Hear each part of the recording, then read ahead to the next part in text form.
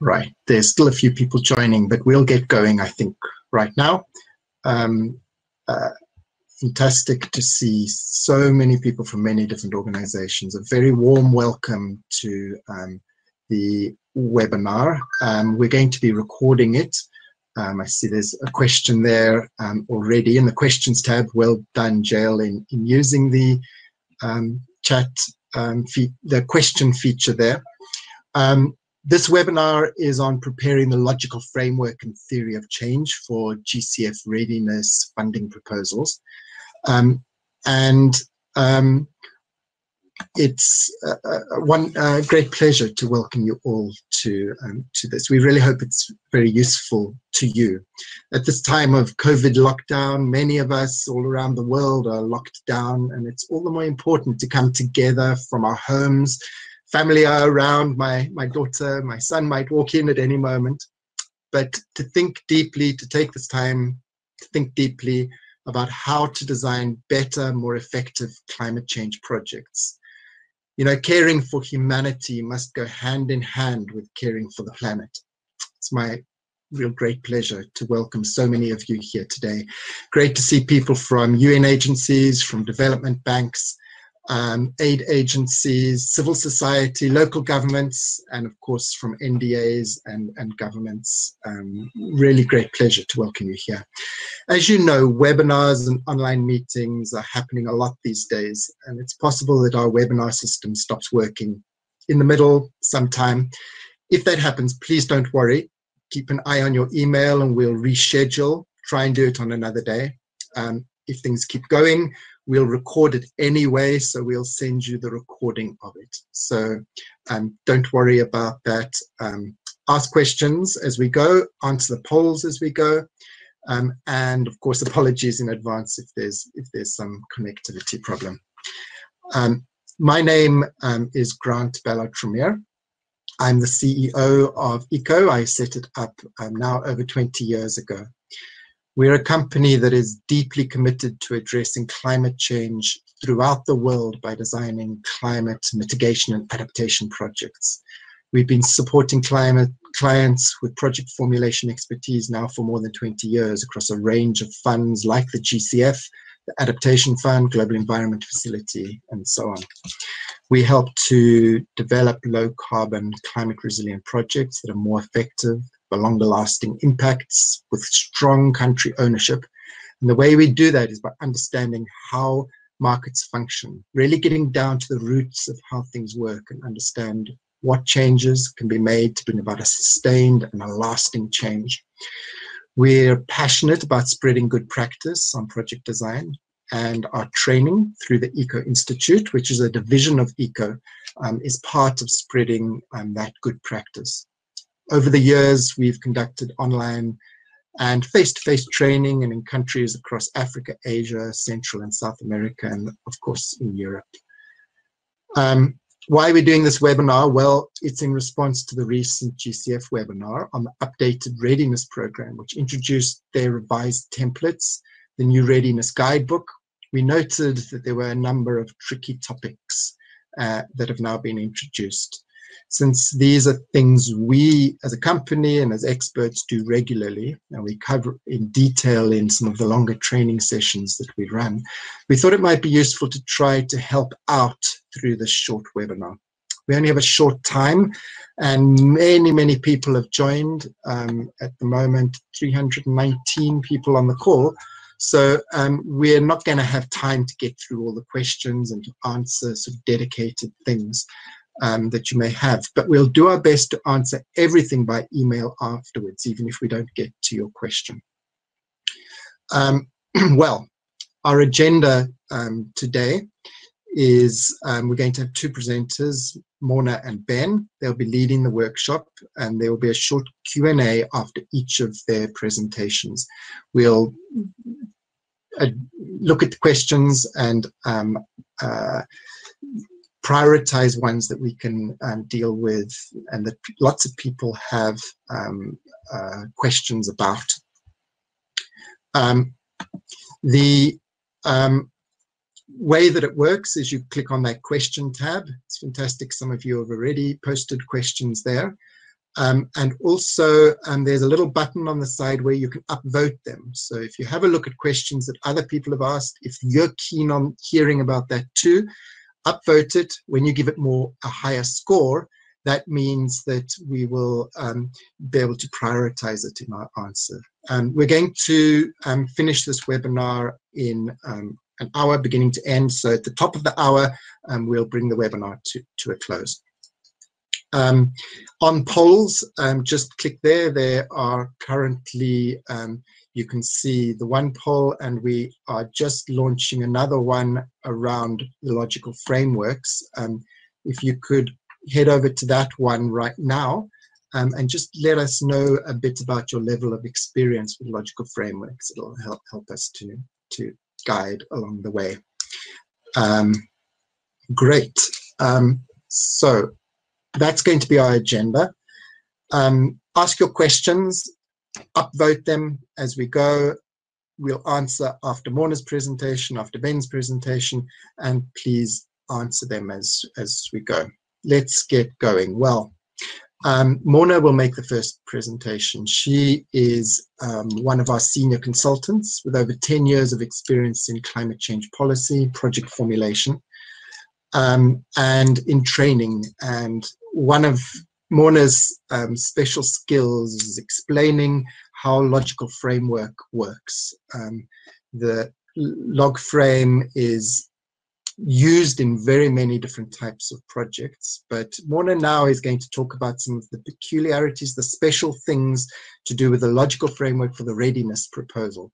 So yes, over to Morna. Thank you for the introduction, Grant. So the logical framework. The logical framework is one of the steps in the preparation of the readiness proposal. You start preparation of the readiness proposal with a situation analysis, where you identify a problem or problems that you want to address with readiness activities. Once you've done that, the logical framework describes how you will address the problem, and in parallel, the theory of change will show why you think the proposed activities will be effective in addressing the problem. So once you have completed the situation analysis, based on the instructions in the Readiness and Preparatory Support Proposal template and the guidance on page 20 of the guidebook, you have most of the information you need for a strong logical framework and theory of change. The logical framework, which I will call LogFrame, and the theory of change are both tools that will help you decide which activities you will need to implement in order to address your readiness needs. It's your choice whether you start with developing the log frame or start by developing the theory of change. But since some information is duplicated in both, such as the outcomes and outputs, it is crucial that the log frame and the theory of change are consistent. If, when you are developing your proposal, you change something in one of them, always verify that you have changed the other two and that both of them still make sense. In the process of preparing the readiness proposal, once you have prepared both the log frame and the theory of change, you can use the project outline that you have produced using these tools and fill in the details of your proposal, the implementation arrangements, the budget, and the rest of the required information. Often when you take this next step, you will realize that you need to adjust your plan. Maybe you see that the budget you will require is too big, or that some activities have to be dropped, or an implementation partner is unavailable. In these cases, go back to your log frame and theory of change, update them, and check if their logic is still sound. In the end, all sections of your proposal need to be consistent. If they're not, the reviewer will not know what you really intend to do and will not be able to evaluate your proposal correctly. Above all, the proposal as a whole must be realistic. Your log frame and theory of change show that your activities will lead to the results you aim to achieve, And the budget and implementation plan will show that these activities can be implemented as planned. So the logical framework is included in the template of the proposal, and additional guidance is provided on pages 21 and 22 of the Readiness and Preparatory Support Program Guidebook. Basically, the logical framework is a table. The log frame in the readiness proposal has 6 columns: outcomes, baseline, targets, outputs, activities, and deliverables. A log frame is only useful if it is fully filled in. It will then show your results chain. A results chain is how your activities lead to outputs, which lead to outcomes. GCF also need to see the deliverables that will be delivered by each activity. In order to set meaningful targets, you need to identify the baseline, and in order to assess whether the intended outcomes have been achieved, they need to be expressed in specific targets. So, to start, the results chain: outcomes, outputs, activities, and in the case of this particular template, we are also including deliverables. We start from the high level and finish at the lowest level. So, outcomes. Outcomes are direct benefits to the target groups. So, using here the example that is given in the readiness proposal template, the outcome has to be filled in as it is written in the readiness guidebook. Here, outcome 1.1 has been selected, which is that the NDA or the focal point is able to fulfill its roles and responsibilities. In order to achieve this outcome, in this log frame, the output that has been chosen is establishing and implementing a no objection process. This is a tangible product, or in this case, service that will be delivered. Finally, then, you establish activities, which are tasks, things that you do. Here, develop a no objection procedure for GCF funding proposals. Finally, the deliverable for that particular activity is a validated no objection procedure. So, outcomes. In the case of this particular proposal template, the outcomes need to be selected from a predefined list of outcomes that is provided in Annex 1 of the Readiness Guidebook. There's for each objective of the 5 objectives of the Readiness Program, there are a few outcomes that have been specified.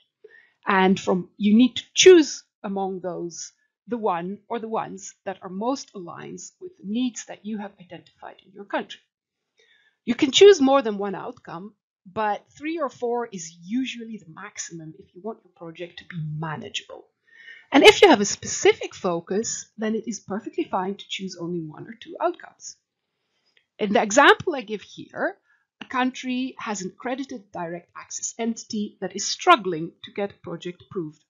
In that case, you could choose outcome 1.2, as shown in this slide, and maybe add to that outcome 4.1 or one of the other outcomes that are related to enhancing direct access. Then, once you've chosen the outcomes, for each outcome, you include as many outputs as are needed to achieve that outcome. An output statement highlights what the project intends to produce to achieve the outcomes, and they have to result directly from the activities and the development of the deliverables. For example, if you have chosen outcome 4.1, which is an increase in the number of quality project concept notes developed and submitted, an output could be concept notes developed by direct access entities and submitted to GCF. Finally, the activities. Continuing with the example of supporting a direct access entity to make progress towards getting projects approved,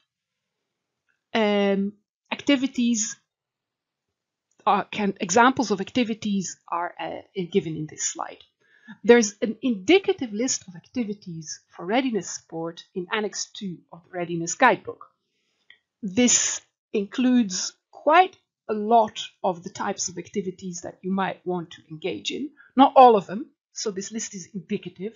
You can also include activities that are completely different, but it's worth looking at them because it gives you a list of activities that basically GCF will, in principle, accept as readiness activities.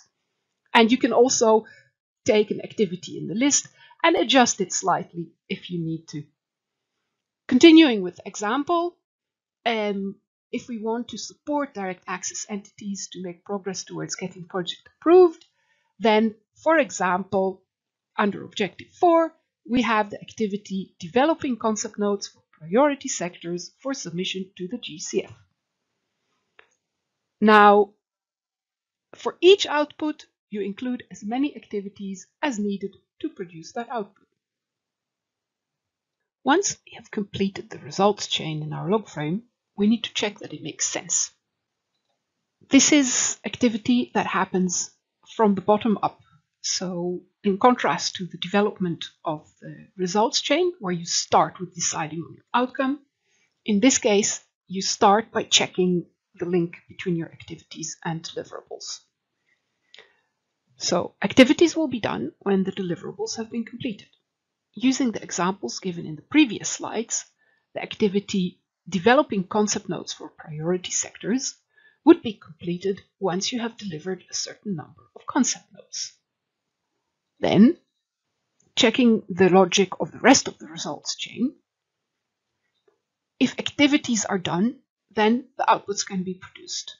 In case of the example, if a direct access entity has engaged in the activity of developing a concept note, then it will be able to produce the output of having that concept note submitted to GCF, which will finally enable the outcome of an increase in the number of quality project concept notes developed and submitted to occur. This is a very simple example which shows that a results chain in a log frame does not need to be complicated. As long as what you do leads to an output or outputs that lead to the achievement of the outcome you have selected, that's all that is needed. Once we have established the results chain, there are two more columns to be completed in the GCF readiness log frame: the baseline and the target. These are, in this case, specified only at the outcome level, which reduces the burden of monitoring compared to also having targets at output level. The baseline is the present situation. So here you basically give a one-sentence summary of what you found out during the situation analysis about the situation concerning this particular outcome. For the targets are the progress that you intend to make during the implementation of the readiness proposal. For these targets, what we like to use, the acronym we like to use is QQT: quantity, quality, and time. These are the three things that you need to specify in order to have a fully specified target. In terms of time, since the readiness proposals are usually for 1 year, in most cases, it will be clear that your target is at the end of that year, so you can omit the time. You will want to have targets specified in terms of time if it's a multi-year proposal. For the quantity, well, if we take the example of the outcome, an increase in the number of quality project concept notes developed and submitted, then your quantity will be the number of concept notes. In terms of quality, it's important to think here about really what determines the quality of these concept notes. So a possibility could be, for example, that they are aligned with the country program and with GCF investment criteria. That's it in terms of filling in the full log frame. So there you have it, that's the log frame. The guidebook includes a readiness proposal quality assurance checklist. That's not completely comprehensive, but it gives you good and important points to look at, which are listed here. And in addition, the guidebook also has a list of good practices, where you can see on page 34. Basically, this sums it up. A strong logical framework with clear causal link between outcomes, outputs, and activities. So that was a very short introduction to the logical framework. And now we have a few minutes for questions. Fantastic. Thank you very much, Morna. Greatly appreciate that. Well, a lot of questions. Some of those questions we have been addressing as we've gone along. But Morna, can I just ask you, Alessandro Flamini has asked a question about the definition of outcomes and outputs. Do they come from the GCF document? Now, you mentioned that during your presentation. Do you want to just clarify exactly? Is it outcomes and outputs? They come from the readiness proposal?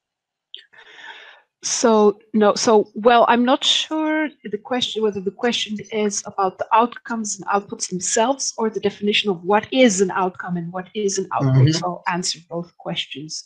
Yeah. In terms of which outcomes you fill in your log frame, yes, that comes. You need to select one of the outcomes in the annex of the readiness guidebook, including the number. So in your readiness proposal, you write outcome 2.3, even if it's the first one that you have in your log frame. So you don't redo the numbering.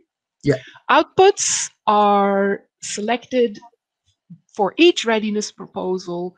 What is needed for that proposal. So they are not predetermined. If the question was about the definition of what is an outcome and what is an output, then no, those did not come from a GCF document. Those are generally accepted definitions of what is an outcome and what is an output. And we see that the outcomes that GCF have defined are also according to these definitions. The guidebook also refers to some source documents which explain more about the logical framework approach, which also use these definitions. And now that I've said this, I remember that in the theory of change, there is included in the template of the diagram for the theory of change, there is included an explanation of what outcomes and outputs are. So yeah. I did not use the same formulation, but I believe what I said is consistent with that. Yes, these things, outputs, outcomes, are formally defined at sort of an international level, aren't they? So that's also part of it. Okay, Alessandra, hopefully that's a useful answer for you. Another one that is getting lots of upvotes here is from Rene Castro. He writes, if activities are cross-cutting and address various outcomes, how can they be presented in a logical framework and a theory of change? We're going to hear from Ben in a moment about theory of change. What do you think about that, Morna? Yeah, so I think that's one of those things where a neat theory clashes with messy reality. So there is no official instruction on what to do in that case. One way to think about it, though, is that this is really one reason why when you do things according to the logical framework approach, you start from your outcomes. You do not start from your activities. You don't start by deciding, well, I'm going to provide training to local stakeholders on climate finance. You start by thinking, okay, what are the high-level outcomes I need? And then you work your way down to which activities will result in those outcomes. Yeah, that might solve your problem partially. And sometimes, yeah, you might have an activity that actually does deal with two outcomes. And then I think in the logical framework, you'll just have to choose to put it in one place. Okay, good. Thank you very much, Morna. Hannah Oliphant asks, what are some common mistakes or things to avoid when constructing the log frame? What in your experience of issues? Yes, well, so I tried to answer some of those questions during the presentation. And of course, every log frame is different. So this is a specific one. So if I look at this one, I'd say to be logical, be consistent and be logical, and make sure that someone who basically what I do when I look at a proposal, often the first thing I do in order to understand what the proposal is about, I look at the log frame to try to understand what is this project about. And so I look, okay, these are the outcomes, these are the outputs that deliver the outcomes, these are the activities that will result in the outputs. And it needs to make sense. And then I know, okay, that this is what this project is trying to do. And if it's all over the place, then I don't understand what the project is trying to do. And I'm already starting to look at this proposal a little bit prejudiced, because I think these people didn't really think about what they were doing. Yeah. So once you've finished it, have a good look. Would this make sense to someone who doesn't know your project? Yeah. Okay. Fantastic. Thank you very much, Morna. There's going to be more chance to speak after Ben's presentation, and I think some of these questions will be answered by Ben's presentation. Theory of change is something which is complicated, and I think there is a bit of unnecessary fear about theory of change. It sounds more complicated than it actually is. I'm hoping, Ben, you'll be able to shed some light on that. And also this interlink between the logical framework and theory of change, because they are overlapping to some extent, each strengthening one another. We'll have some more questions there. You'll see there's a poll online. Compared to the poll that you did for log frame, again, lots more people with no experience or novice experience on this. The level of knowledge about theory of change generally, we know that outside of this webinar, but also right here, is much lower. It's sort of a new concept to many different people.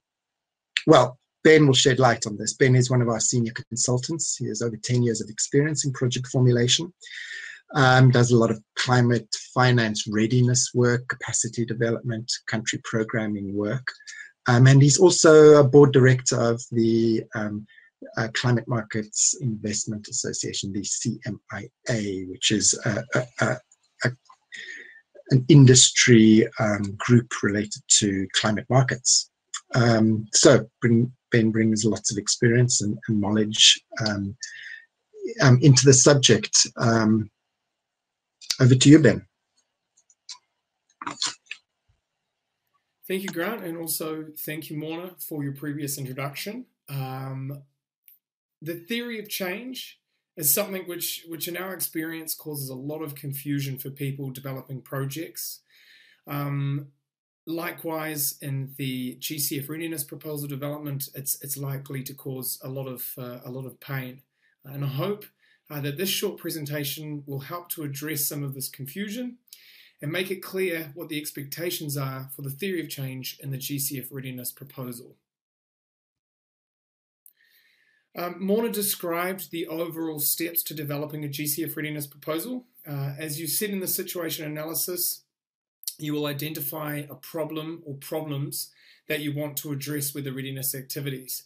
The logical framework will then describe how you will address the problem, and the theory of change will show you why you think the proposed activities will be effective in addressing the problem. So a theory of change is, in essence, a theory of why a given intervention will lead to a specific change. Essentially, the theory of change adds to the logical framework by making clearer the thinking behind that logical framework. So, in this way, it provides the theory connecting the various elements that make up the logical framework. In this way, theories of change don't replace logical frameworks, but they can actually strengthen them and make them make more sense to convince funders to fund your readiness proposal. While some funders and organisations insist on how theories of change should look, and the GCF Readiness Guidebook itself provides some explanation, there are actually many ways of illustrating a theory of change that you can use, each with pros and cons. And I recommend looking into those different ways, but I intend to convey how the theory of change should be put together in the GCF Readiness Proposal through the coming slides. So the diagram of a theory of change doesn't necessarily need to be linear, for example, compared to logical frameworks, which almost always are, as Morna explained. The theory of change in your readiness proposal is, and the process to create it, is a methodical, step-by-step approach that will allow you to first conceptualize and then design your proposal by establishing first the long-term goals and then working backwards to identify the necessary preconditions to achieve those goals, being the outcomes, then outputs, then the inputs, barriers, and assumptions and risks to meeting those goals. I'll now go into some detail on how to construct a theory of change in this step-by-step way in order to satisfy the requirements of the GCF Readiness Proposal. So a theory of change provides insight into the thinking behind the expected project results, why they are going to happen. Often in project designs, there are a number of activities, outputs and outcomes and so on, but no explanation of why or how the project developer thinks that if the activities are done, the outputs are actually going to be achieved. Or if the outputs are achieved, how and why the project developer thinks the outcomes are going to actually be achieved. It is almost as if a miracle is expected to happen, as you can see here in the cartoon. One of the areas in which we commonly see this gap is around awareness raising, where project designs sometimes assume without any evidence or justification that by simply raising awareness will result in a change in behaviour. This gap is what the theory of change aims to address. To take a practical and more personal example, for instance, everybody knows that regular exercise is good for health, especially since we're all likely locked up in a house right now. So everyone has awareness of this already, but that doesn't mean that everyone does what is good for them and actually takes regular exercise. So if our project output was that people are aware of the benefits of exercise, and our project outcome was that people take regular exercise, developing a theory of change behind that, the reasoning, would force us to consider why we think that the awareness activities will result in more exercise. So now for a more GCF specific example in the context of a readiness proposal, is it sufficient to simply raise awareness of what GCF might fund in order for stakeholders to then be able to identify a pipeline of fundable climate change projects? Well, maybe and maybe not. We need to now think carefully about the evidence that indicates that our project results are likely to be achieved. So that is some of the background on theory of change approach, but how does the GCF expect you to develop and present the theory of change in a readiness proposal? Under the new revised readiness and preparatory work program, all proposals must include a theory of change diagram as well as an accompanying narrative text under that diagram which describes what's actually going on in that diagram. The GCF includes some guidance on this in section 4 of the Readiness Proposal template, as well as the Guidebook. A sample theory of change graphic can also be found in the Guidebook in Annex 3. This diagram is in the form of a table, but that is not meant to be prescriptive. This means that you can develop a theory of change diagram that looks different to the one that the GCF provide in the annex. However, one thing to remember is that they must contain all of the necessary elements outlined in the Guidebook, which are also in the left-hand side of the screen here. That is the goal statement, the outcomes, the outputs, and the outputs are from your logical framework, inputs, barriers, and assumptions and risks. In the diagram or table, you will also need to explain the causal linkages between each of these elements, including the outputs and the outcomes that you have included in your logical framework, and how these will help to deliver on the country's readiness needs and build on institutions, processes, or existing work that's actually already been underway in the country. These are called the inputs. In this way, the log frame and the theory of change become mutually dependent. So if one changes, you need to update the other. You can think of developing a theory of change as a step-by-step approach. The GCF Guidebook provides some suggested steps to take, and we'll explain that a little bit in more detail. First, you start with the identification of the long-term goal, then working backwards to identify the necessary preconditions to meet those goals, which are the outcomes and the outputs, and the proposed activities that will deliver these. However, it's important to note the major difference between your logical framework is that your theory of change contains your inputs, your barriers, assumptions, and risks that provide the theory of how your change will actually be achieved. The first step of developing the theory of change is to determine the overarching goal. Now, the GCF notes that it's important to keep in mind here that the goal is not only what the readiness grant will do on its own, but something that it contributes to achieving, so a wider impact level achievement. The goal is an impact level change that the grant activities will contribute to achieving, in other words. When developing your goal, it is important to consider how the goal is aligned with the 5 readiness program objectives that are outlined in Annex 1 of the Guidebook.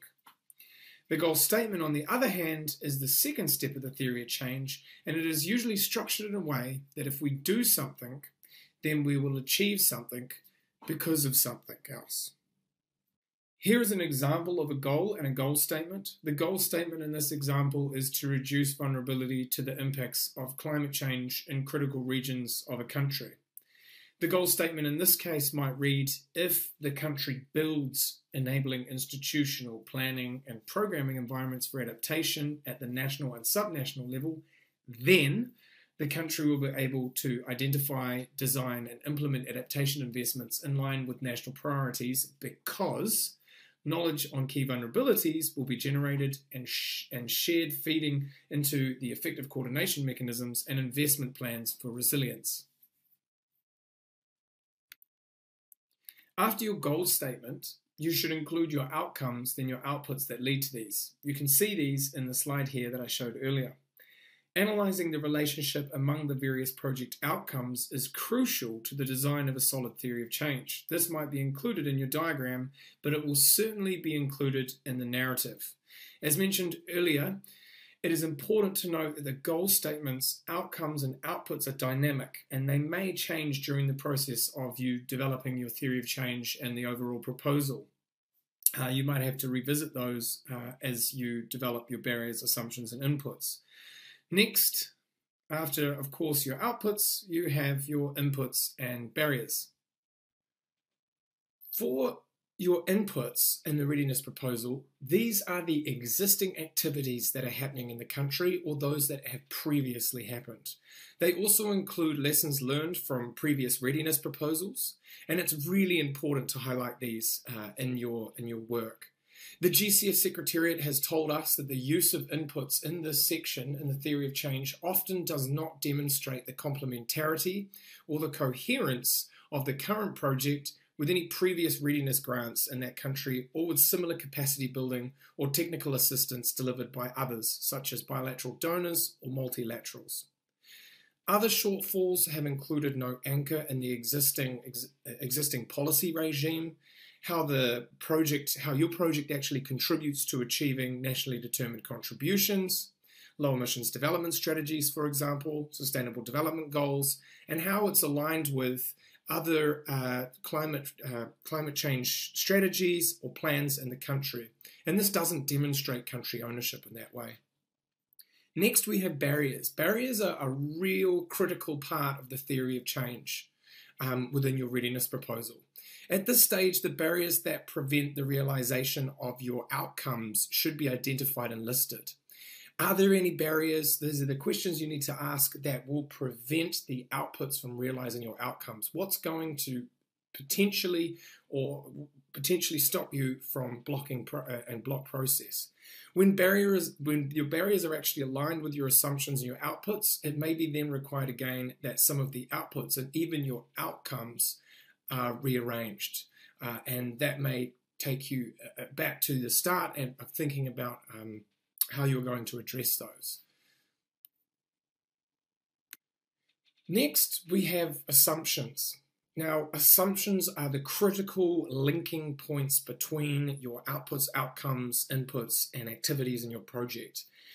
It's really important that you identify assumptions that apply to each of the outcomes, outputs, and of course, the goal statement and the goal. These should be as exhaustive as you can think of. In our experience here at ECO, if you look in detail at project designs or readiness proposals, they often have huge assumptions built into them. These are the necessary conditions which are questionable and can be problematic. You have to look at it from the perspective of someone reviewing your project. How will something hold true? What, for example, should you assume when you think that an output will lead to or is necessary to reach a goal? What is the evidence base for this? Assuming that if a project delivers awareness raising of policymakers and drafting of strategy for GCF funding programs, how do we then know that those stated activities will be successfully implemented and result in the successful development of strategic frameworks for low emission investments? These are the assumptions and the necessary conditions. They can be such things as interministerial buy-in or complementary actions such as successful recruitments of consultants that are going to assist you in delivering the results of the project.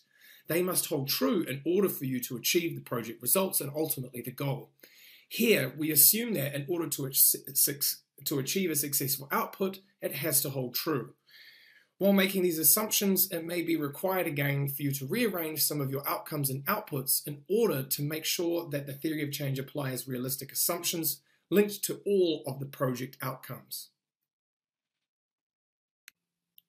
Now, some of you might be quite familiar with project risks and risk mitigation. It's very much the same with GCF funding proposal. Risks are potential or perceived events that will prohibit the effective and efficient implementation of your proposed activities, such as natural disasters or disrupting the implementation or political upheaval, that are often outside of the bounds of what you're able to deal with in your project. However, you can provide mitigation measures for them, and you should. One other example is government institutions might be too weak or fragmented to support large-scale changes in long-term adaptation planning, or project staff may have limited capacity to collect, analyse and apply climate change-related data. Well, to mitigate the first one, the delivery partner can guide the government in applying structural shifts in planning processes. Whilst that's not necessarily an outcome of the project, it's something that you are doing as a delivery partner to mitigate those risks. As mentioned, try and think as far and wide as you can in identifying risks and sufficient mitigation measures. Otherwise, the GCF will likely come back and ask you to revise your entire theory of change. Now, you may wonder what the difference is between assumptions and risks, especially since in the GCF table they appear in the same row. Well, the main difference between an assumption and a risk is that when we make an assumption, we expect that assumption will happen. With a risk, we anticipate that the risk might happen and thus negatively impact our project. If the risk doesn't materialize, then the project will benefit. Regardless, when thinking about risks to your project, you need to provide mitigation measures to that risk. Finally, we're moving on to the theory of change narrative. The narrative presents in itself a written story of how the change sought through the activities will actually come into play.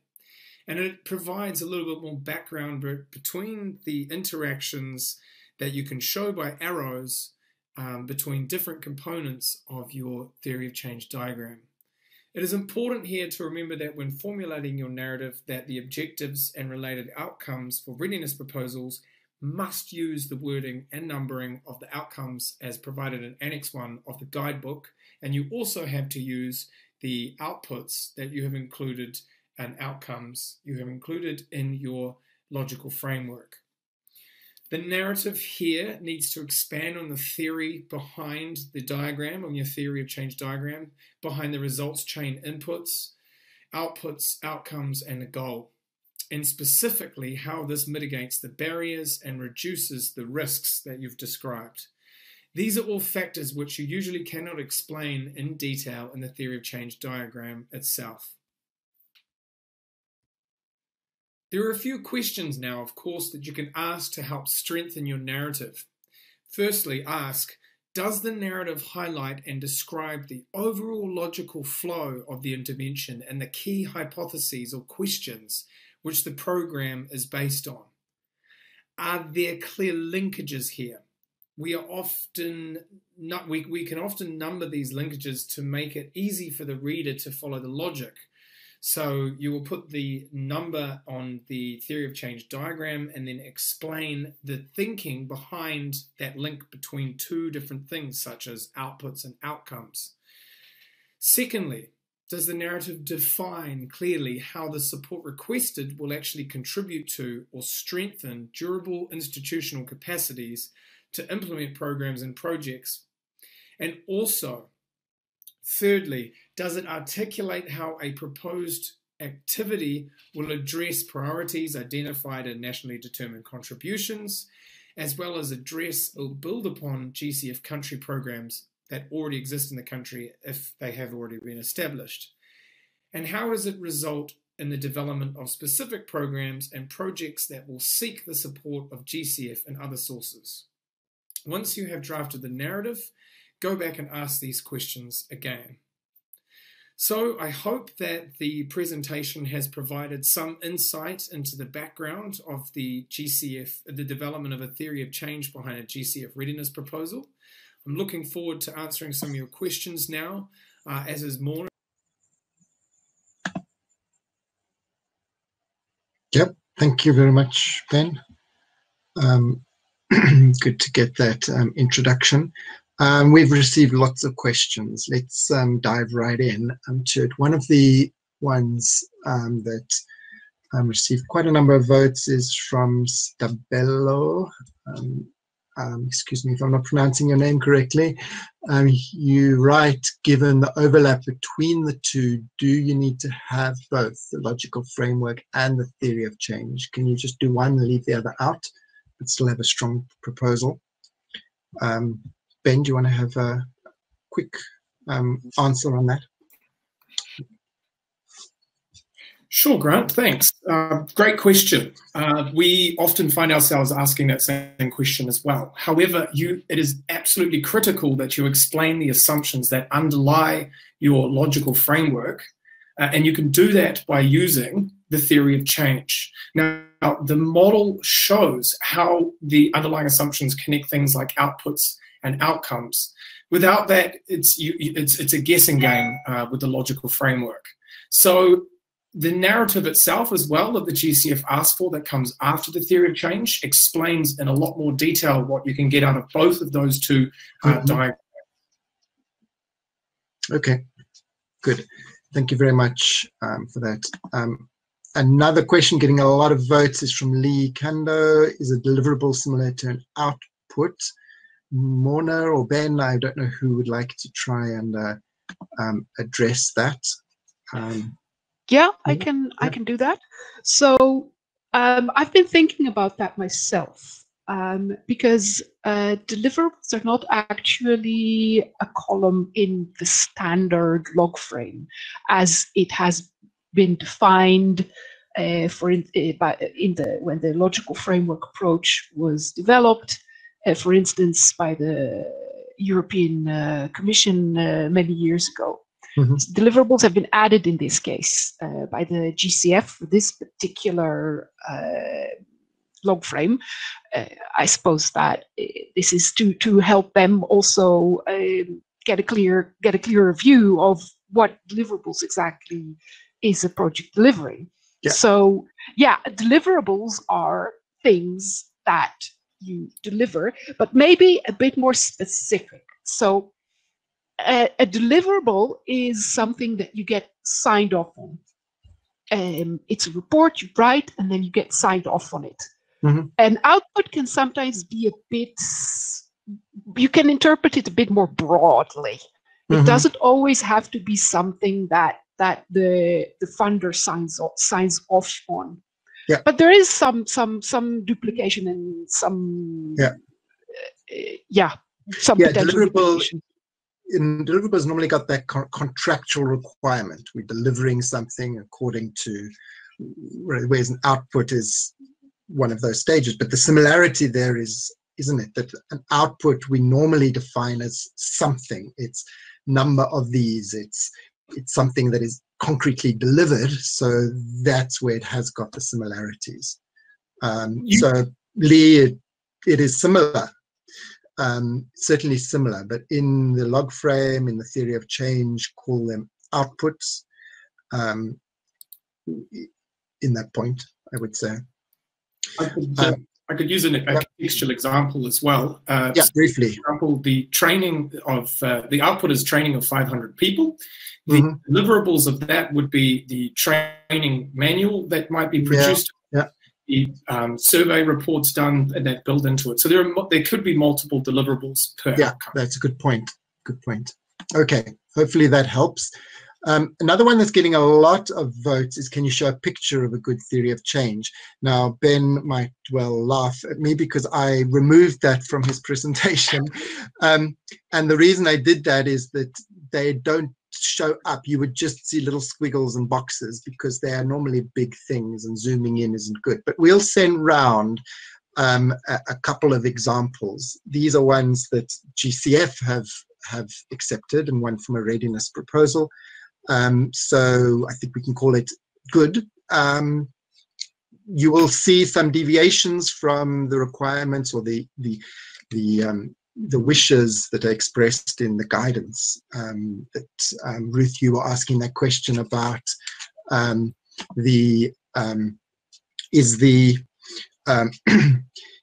do you have to include your goal statement in the diagram as well as the narrative and things like that? Well, you'll see in this example that they don't have a goal statement and they've got a vision at the top. So we'll send that round. Hopefully that'll be useful to give you a concrete example. Just to add, Annex 3 in the Readiness Guidebook produced by the GCF has, in Figure 5, a very simple format of a graphic theory of change. Now, you can deviate. That's the table, right? Yes, that's a table, but you can deviate from that. Yes. Okay. Should we do this one next? Maya, you have asked, at what stage in the process of developing the log frame or the theory of change do you consider risks and assumptions? At what moment do you get to that? Well, again, I think here I can point to a difference between the standard log frame and the specific log frame that we have here in Readiness Proposal. So indeed, standard log frame does have risk an assumptions column, which by definition includes in it some risks. This is not included in the GCF version. Of course, nothing prevents you from including it when you're during your development process. It is included in the theory of change. In terms of the normal process of developing a logical framework, usually you look at the risks and assumptions once you have your basic results chain in place. So first you think, okay, what are my outcomes, outputs, and activities? And once you have that in place, you look at your assumptions, risks and assumptions. And in the process of doing so, you might revise your original design. And I don't know if you have, in terms of theory of change, you have some advice if you're starting from that? Yes, absolutely. The main piece of advice would be to ensure that your theory of change assumptions and risks are aligned with the logical framework, as well as outcomes and outputs as well. They must match, they're mutually dependent. Mm-hmm. Okay. Thanks very much, Morna. Thanks, Ben. Maybe just squeeze in one more. Lamberto, you have written, is there a tool or criteria used for assessing risks and mitigation measures? There are various approaches that you can use. I don't think, Ben or Morna, you can correct me if I'm wrong, that there is any particular strong guidance around that in the readiness guidance from the GCF. We do also with our Eco Institute training specifically around how to develop those risk tables and whether a risk should be an assumption or assumption would be a risk. We've got a sort of a flow diagram that we use and we provide in our face-to-face training and online training as well. So there are tools that can be used. Given the time, I think we probably can't go into more detail. Is Ben, Morna, you want to say anything on that right now? Just to mention that we have a final poll that is underway there. Many of you are voting already on it. What other training topics would you find useful? And I guess that could be one of those training topics. And we'd very much welcome your voting on that poll.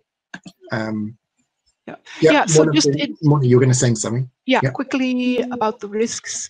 I think I mentioned this several times in my presentation, but I'll just say it again. I would really advise generally to have a good search readiness guidebook. If you have a question, I've just done that search because I don't know the whole book by heart. And I see here that there is on page 31, it talks about subsection 6.3, risks and mitigation measures, and it gives an example and in a few sentences, so that at least will give you a direction to go in. It's not exactly a tool, but it's something. Yeah, okay, fantastic. Thank you very much. Thank you to all of you who have joined us. It's really great to see you here. The active questions have been wonderful. I really hope we've addressed some of them thoroughly and in enough detail for you. We'll be sending out the replay, the video of this, plus the slides themselves. Any specific questions, you can email us. We can discuss projects, opportunities, things that you're addressing. We're friendly people, happy to chat. Do visit our website. You can sign up there for our newsletter if you like. Connect with us on LinkedIn, connect with us on Twitter.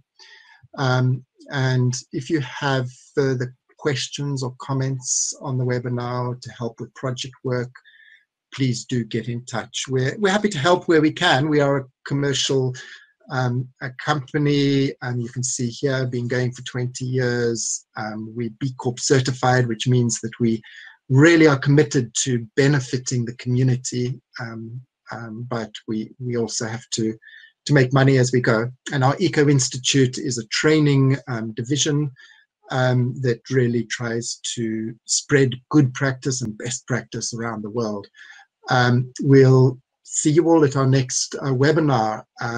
We held them normally after board meetings to give you insights on project formulation after board meetings. If you sign up to our newsletter, you'll get that information, or follow us on Twitter, LinkedIn, wherever it is. Yeah, we'll meet many of you sooner than the next webinar, because we work with many of you, and it's our privilege to do that. Stay safe. Keep thinking about how we are. Well, in fact, you know, we talk about social distancing, but what we're looking for is physical distancing. and we want to reinforce and build our social connections during this time. We're really thrilled that you've joined us. It's a great privilege to have the chance of speaking with you. Stay safe, stay home, and we'll see you sometime soon. Thanks so much for joining. Thanks, everyone. Bye. Thank you, everyone.